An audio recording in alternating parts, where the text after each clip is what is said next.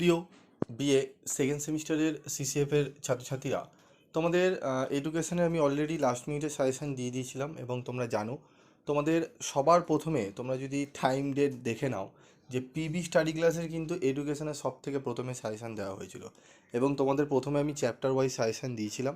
সেই chapter wise suggestion যদি আমি তোমাদের মিলিয়ে দেখাই, প্রত্যেকটা প্রশ্ন কোশ্চেন পেপারে প্রত্যেকটা প্রশ্নই এসে গেছে। ইনফ্যাক্ট আমি তোমাদের 2 নম্বরের প্রশ্ন যেগুলো আলাদা করে দিয়েছিলাম, মাত্র 30টি প্রশ্ন দিয়েছিলাম, সেই 30টা প্রশ্নের মধ্যে থেকেই তোমাদের দেখবে 10টা 8টা 9টা প্রশ্ন তোমাদের একদম কমন, ডিটো কমন চলে এসছে।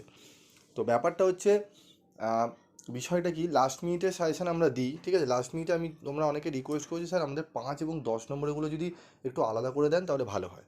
আমি তোমাদের বলেছিলাম দেখো 5 ওইভাবে আমি তোমাদের লাস্টের দিকে দেবো, তবে 10 হিসাবেই পড়ো, কারণ কোনটা 5-এ কোনটা 10-এ এটা ধরা খুবই মুশকিল, ঠিক আছে। সেটা ম্যাক্সিমাম জায়গায় কিন্তু ভুল হয়ে যায়। অনেক সময় তুমি 5-এ হিসাবে পড়ে গেলে সেটা 10-এ দিয়ে দেবে। যেরকম তোমাদের অনার্সে দিয়েছে শিখনের বৈশিষ্ট্য, 5টি বৈশিষ্ট্য দেওয়া হয়েছিল, আমি তোমাদের 10-এও রেখেছিলাম 5-এও রেখেছিলাম, তার কারণ একটাই, প্রশ্নটা দেখবে তোমাদের 10-এ দিয়ে দিয়েছে। তো যারা 5টা পয়েন্টস লিখে গেছে তারা 5টাই লিখতে পেরেছে, বাকিগুলো লিখতে পারেনি, যার জন্য তাদের নাম্বার ডিডাক্ট হবে। 100% কোশ্চেন পেয়েও তারা নাম্বারটা ডিডাক্ট হয়ে যাবে, কারণ 5টা পয়েন্ট লিখলে তাকে কোনো সময় 10-এ নাম্বার দেবে না। তার সঙ্গে শিখন কাকে বলে দিয়েছিল 2+8, তার মানে 8-এ তাকে 5-4ই দিয়ে ছেড়ে দেবে, কারণ তাকে বেশি পরিমাণ লিখতে হবে। তো তার জন্যই আমি কী করেছিলাম, তোমাদের চ্যাপ্টার ওয়াইজ আমি 5 আর 10 আলাদা করে দিইনি, বলেছিলাম প্রত্যেকটাই 10 হিসাবে একটু পড়ে যাও। কিছু কিছু কোশ্চেন আছে সেগুলো 5 হিসাবে পড়ে যাবে। তো সবার প্রথমে দেখবে তোমরা অ্যাকচুয়ালি তোমাদের একটা কথা বলি, আমি আজকে যে বিষয়টি নিয়ে বলবো, তোমাদের একটা গুরুত্বপূর্ণ প্রশ্ন, যে প্রশ্নটি আসার সম্ভাবনা প্রবল রয়েছে জেনারেলদের ক্ষেত্রে, মাইনর এবং তোমাদের এমডিসি যাদের রয়েছে, পেপার কোড জেনারেলদের আসার সম্ভাবনা প্রবল রয়েছে। সেই প্রশ্নটা তো বলবোই, তার সাথে উত্তর, তোমরা প্রশ্নটা দেখতেও পাচ্ছ, উত্তরও তার সাথে বলে দেবো।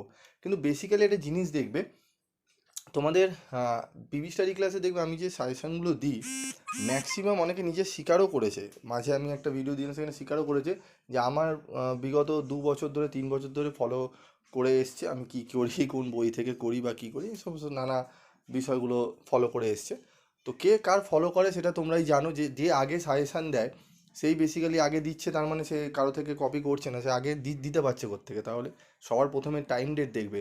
অনেকে তোমাদের দেখবে ম্যানুপুলেট কথাবার্তা বলে যে সাজেশান কপি করা হয়, তো কে কার কপি করে এগুলো সবাই স্টুডেন্টরা জানে, ঠিক আছে। তো সাজেশান অন্তত পিবি স্টাডি ক্লাসের দেখবে ম্যাক্সিমামই সবাই কপি করার ইয়ে করে, তো আমি সেটা বলে বেড়াই না, ঠিক আছে। কয়েকজন আছে একটু মূর্খ ব্যক্তির মতো, ঠিক আছে, যে কোশ্চেনগুলো কিছুই না, এগুলো ইয়ার ভিত্তিক কোশ্চেন দিচ্ছে, ইয়ার ভিত্তিক তোমরা যদি পড়ে যাও সেগুলোই আসবে, সেগুলোকে অ্যানালাইজ করে আমরা তোমাদের দিচ্ছি, এবং 2-একটা প্রশ্ন ইয়ারের বাইরেও আমি তোমাদের দিয়ে রাখি যাতে সেগুলো আসতে পারে, ঠিক আছে। আর দেখবে এক্সট্রা কোশ্চেন বলে আমি কোনো কিছু রাখি না, কারণ যেটা দিই সেখান থেকে আমরা জানি কনফিডেন্ট যে সেখান থেকেই তোমরা পাবে, তাই এক্সট্রা কোশ্চেন বেশি দিই না, ঠিক আছে। তো ডেট দেখবে, কেউ যদি তোমাকে বলে আমার কোশ্চেন সবাই কপি করছে, তো দেন সে কখন দিচ্ছে কি দিচ্ছে সেটা দেখতে হবে। সে যদি সবার লাস্টে দিয়ে বলে আমার কপি করছে, তাহলে যারা প্রথমে দিয়েছে তারা ভাই কোথা থেকে দিল, সেটা একটা প্রশ্নের ব্যাপার না। তো প্রথমে তারা দিচ্ছে কোথা থেকে, ঠিক আছে। এবং প্রথমে যারা দিচ্ছে সেই কোশ্চেনগুলো সাজিয়ে গুছিয়ে দিতে, এমন নয় যে সে প্রথমে দিচ্ছে মানে তার থেকে সবাই কপি করবে, প্রথমে দেওয়া মানেই যে তার থেকে কপি করছে তার কোনো মানে নেই। এটা জাস্ট এক্সাম্পল দিয়ে বোঝাচ্ছি, যে সবার লাস্টে দিচ্ছে সেই যদি বলে বেড়ায় যে আমার থেকে সবাই কপি করে, তো যাই হোক। তো তোমরা জানো এডুকেশনে কতটা কোশ্চেন কমন এসছে, এবং তোমরা সবার প্রথম একটা ভিডিও আমি দিয়েছিলাম, একদম খুঁজে দেখে নাও, তোমরা সাজেশন টাইপ করবে আর পিবি স্টাডি ক্লাস লিখবে, একদম দেখে নেবে ডেট টাইম, ওই ডেট টাইমে কেউ দিয়েছে কিনা এডুকেশনের সাজেশন দেখবে ধারে কাছে কারোর ওই 3-4 দিনের মধ্যে নেই, হয়তো পরে দিয়েছে, তার আগে কিছুই নেই। যাই হোক, দেখে নাও যে কোশ্চেনটা বলছিলাম তোমাদের, শিক্ষা মনোবিজ্ঞানের প্রয়োজনীয়তা বা গুরুত্ব বা উপযোগিতা সম্পর্কে লেখো। সূচনা, শিক্ষা মনোবিজ্ঞানের অবদানগুলির পরিপ্রেক্ষিতেই ওই শাস্ত্রের উপযোগিতা ও প্রয়োজনীয়তা উপলব্ধি করা যায়, তাই শিক্ষা মনোবিজ্ঞানের প্রয়োজনীয়তা সম্পর্কে জানা বিশেষ প্রয়োজন। অত্যন্ত গুরুত্বপূর্ণ প্রশ্ন। আর তোমাদের একটা জিনিস কথা মনে রাখবে, তোমাদের একটা জিনিস, এই উত্তরটা বলছি তবে একটা জিনিস মনে রাখবে, কনফিডেন্ট আর ওভার কনফিডেন্টের মধ্যে তফাৎ রয়েছে। কনফিডেন্ট মানে কি, আমি পারি, ঠিক আছে, আর ওভার কনফিডেন্ট মানে আমিই পারি আর কেউ পারে না, এটা ভাবা কিন্তু ওভার কনফিডেন্ট। সবাই পারে, আমি যেই নোটস সাজিয়ে দিচ্ছি এটা অন্য টিচাররা আলোচনা করতে পারবেন না বা তাদের ক্ষমতা নেই, এটা আমি কোনো সময় বলতে পারি না। তারা যদি এই উত্তর সেম উত্তর তারা যদি নিজে বানিয়ে তোমাদের দেয়, প্রোভাইড করে, অনেক এরকম টিচার আছে দেয়, আমি যদি বলি আমারটা দেখে কপি করছে, ঠিক আছে? তো সেইটা ওভার কনফিডেন্ট আর মূর্খামির পরিচয়, ঠিক আছে? এই সমস্ত মানে সবাই এখানে আমরা যারা এখানে রয়েছি ইউটিউবার বা যারা পড়াচ্ছেন সবাই একটা যোগ্যতা নিয়ে পড়ান, সবার কাছেই বই থাকে, সবাই এই সমস্ত অ্যানালাইজ করে করতে পারে, ঠিক আছে? হ্যাঁ, কারোর কাছে সময় কম থাকে, কারোর কাছে বেশি থাকে, কেউ বেশি সাজানো গোছানোতে বিশ্বাস করে, কেউ বলে না অত সাজানো গোছানো মাথায় ঢুকিয়ে দেবো, সে নিজেই সাজিয়ে নিতে পারবে, ঠিক আছে? তো টিচারের গুণ বিচার হয় তার ক্লাস শুনে, তার লেকচার শুনে তুমি কতটা বুঝতে পারছো, তার নোটস কতটা তুমি বুঝতে পারছো সেটা নিয়ে, ঠিক আছে? আঁকাবুকি করে ডিজাইন করে যদি সাজিয়ে দিই সেটার কোনো কাজে আসে না। যাই হোক, দেখে নাও তারপর শিক্ষা মনোবিজ্ঞানের প্রয়োজনীয়তা। শিক্ষা প্রক্রিয়াকে উন্নত করার জন্য শিক্ষা মনোবিজ্ঞানের সৃষ্টি। শিক্ষা মনোবিজ্ঞানের কতগুলি উপযোগিতা বা প্রয়োজনীয়তা মনোবিজ্ঞানে নির্ধারণ করেছেন। শিক্ষা মনোবিজ্ঞানের প্রয়োজনীয়তাগুলি হলো বুদ্ধির পরিমাপ, শিক্ষককে সহায়তা দান, ক্লান্তির অবসাদ ঘটানো, শিশুকেন্দ্রিক শিক্ষা, এই সমস্ত কিন্তু গুরুত্বে তোমাদের পয়েন্টসগুলো লিখতে হবে। তারপর দেখো শিক্ষা পরিকল্পনা, সুপরিচালনা। আজকে শিশু আগামী দিনের নাগরিক, ভবিষ্যতে সে যাতে উপযুক্ত জীবিকা গ্রহণ করতে পারে, যথাযথভাবে সামাজিক দায়িত্ব পালন করতে পারে, তার জন্য তাকে বৃত্তি নির্ধারণের নির্দেশ দান প্রয়োজন। এ ব্যাপারে বর্তমানে মনোবিজ্ঞানের সাহায্য নেওয়া হচ্ছে। মানব সত্তার প্রকৃতি, শিক্ষা মনোবিজ্ঞানে শিশু যেসব শারীরিক ও মানসিক ক্ষমতা ও প্রবণতা নিয়ে জন্মগ্রহণ করেছে সেসবের প্রকৃতি অনুধাবন করে। তারপর দেখো পরীক্ষা গ্রহণ, শিক্ষার সার্থক মূল্যায়ন করার জন্য বৈজ্ঞানিক পদ্ধতিতে নানা অভিক্ষা মনোবিজ্ঞানে তৈরি করা হয়েছে।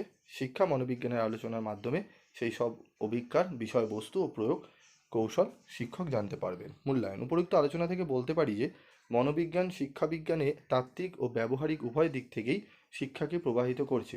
শিক্ষার উদ্দেশ্য মনোবিজ্ঞান ঠিক করে দিতে না পারলেও শিক্ষা পদ্ধতি, পাঠ্যক্রম, বিদ্যালয়ের পরিচালনা, শিশুর সমস্যামূলক আচরণ, চরিত্র গঠন প্রভৃতির ওপর যথেষ্ট আলোকপাত করেছে, ঠিক আছে?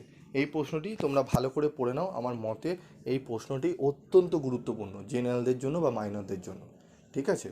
তবে অনার্সদের যে কোশ্চেনগুলো চলে এসছে তোমরা সেই কোশ্চেনগুলো বেশি পড়বে না, আমি তোমাদের বলে দিয়েছি কোন প্রশ্ন পড়বে, ওখান থেকে মাত্র দুটি প্রশ্ন আমি তোমাদের বলে দিয়েছি। তোমরা জাস্ট শিখনের 5টা বৈশিষ্ট্য, আরেকটি প্রশ্ন আমি বলেছি সেটা একটু ভিডিওটা দেখে নেবে লাস্ট মিনিটে, সেই দুটো রিপিট হতে পারে, সেই রিপিট মানে কি 5-এ আসবে না, বা যেটা 10-এ এসে সেটা 5-এ দিয়ে দিতে পারে, ঠিক আছে? দু একটা প্রশ্ন রিপিট হবে, বাকি কোনো প্রশ্ন সেখান থেকে আসার সম্ভাবনা নেই।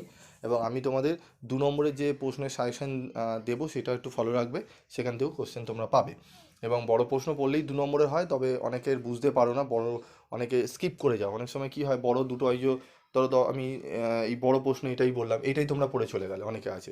বাকি আরেকটা প্রশ্ন আছে যেটা হচ্ছে সম্পর্ক, শিক্ষা মনোবিজ্ঞান শিক্ষা বিজ্ঞান ও মনোবিজ্ঞানের মধ্যে সম্পর্ক, সেটা অনেকেই পড়বে না, প্রকৃতি পরিধি অনেকে পড়বে না, হয়তো স্কিপ করে যাবে, যে স্যার এটা বলছে এটা পড়ে চলে যায়, টাইম নেই হাতে। তখন কি হলো, ওখান থেকে তোমাদের 2 নম্বরের প্রশ্ন দিয়ে দিল শিক্ষা ও মনোবিজ্ঞানের মধ্যে সম্পর্ক লেখো। তখন তোমরা কি করবে, তার জন্য তোমাদের কি করা হয়, আমি তোমাদের 2 নম্বরে আলাদা করে দিয়ে দিই। কারণ 10-এ দিলে তোমরা অনেক সময় সে এত বড় দিয়েছেন, 3টে দিয়েছেন, 3টের মধ্যে একটা পড়ে যায়, এটাই চলে আসবে, স্যার তো বলেছেন এখান দিয়ে 3টের মধ্যে পড়ে গেলেই হবে, একটা বাদ দিয়ে দিই, কোনো অসুবিধা নেই, যেটা বাদ দিলে সেটাই ধরো 2 নম্বরে দিয়ে দিল, ঠিক আছে? তো 2 নম্বরে আলাদা করে দেওয়ার একটা মানে আছে, যে 2 নম্বরে হলে তোমরা মনে হয় যে হ্যাঁ এটা 2 নম্বরের জন্য আছে, এটা 2 নম্বরের জন্য হিসাবে একটু পড়ে যায়, অসুবিধা হবে না, ঠিক আছে? এবার যদি 2 নম্বরে না দিই, তুমি ভাববে এখান থেকে 2 নম্বরে আসবে না, তাহলে আমরা এটাকে বাদ দিচ্ছি। তো এর একটা ব্যাপার রয়েছে, ঠিক আছে? সায়েন্টিফিক একটা ব্যাপার, এগুলো আমাদের মানে আহ, এটা একটা তোমরা নিজেরাও ভাববে যে এটা বড় প্রশ্ন, তোমাদের অনেক মনস্তাত্ত্বিক একটা দিক থেকে এফেক্ট পড়ে, যে এতগুলো বড় পড়বো না, আর যেই বড়টা বাদ দিলে সেটাই 2 নম্বরে দিয়ে দিল, যার জন্য 2 নম্বরে আলাদা করে দেওয়াটা উচিত। আর গুচ্ছের প্রশ্ন দিয়ে সাজেশন এমনিই কমন আসবে, সাজেশন হচ্ছে কম প্রশ্ন দিয়ে সাজেশন কমন পাওয়ানো। তো আজকের মতো ভিডিওটি শেষ করছি, তোমাদের পরবর্তী ভিডিওতে আমি আরও গুরুত্বপূর্ণ প্রশ্নর উত্তর সহ আলোচনা করব। এবং হ্যাঁ, আরেকটি কথা, এই যে উত্তরটি আলোচনা করলাম এর পিডিএফ নোটস আমি গ্রুপে দিয়ে দেবো, তো যারা নিতে চাও তারা কমেন্ট বক্সে কমেন্ট করো যে হ্যাঁ স্যার আমরা পিডিএফ নিতে চাই, আমরা গ্রুপে জয়েন হতে চাই, আমি জয়েন করিয়ে নিচ্ছি।